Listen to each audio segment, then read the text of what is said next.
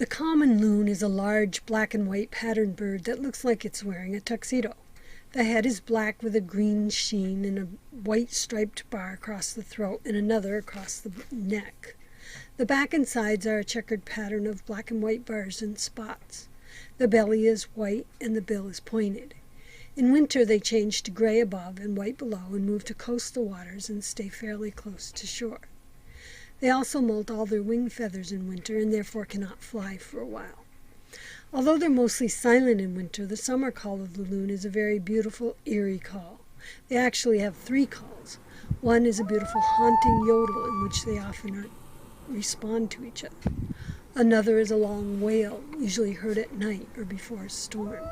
The third is a tremolo, which may be the reason for the expression crazy as a loon or loony.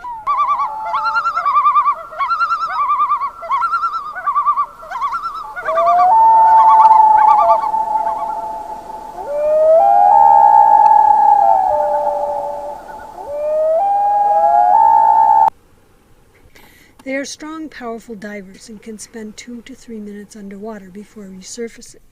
They're amazingly fast when chasing fish underwater. They use their webbed feet at the back of their body to push forward.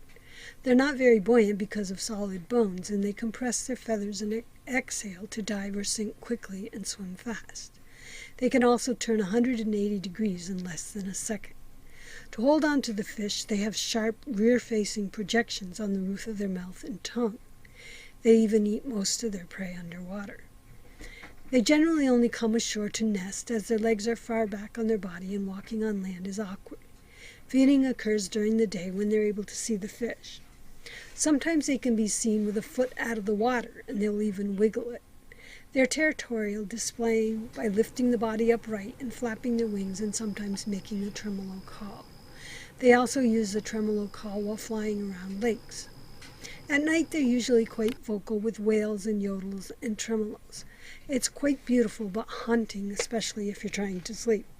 John McPhee called it the laugh of the deeply insane. The lake needs to be clear so they can see the fish easily, and they prefer lakes with coves and islands for cover from predators. And because they need lots of takeoff space, they need large lakes. They're very fast flyers also and have been clocked at 70 miles per hour. But they need a long runway for takeoff, up to 1/4 mile. They flap their wings, churning up the water, and gallop across the top of the water. They carry their head low while flying. Their diet is mostly perch and sunfish on northern lakes.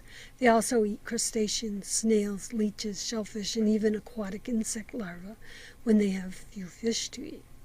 A loon family of 2 parents and 2 chicks can eat half a ton of fish in about 4 months.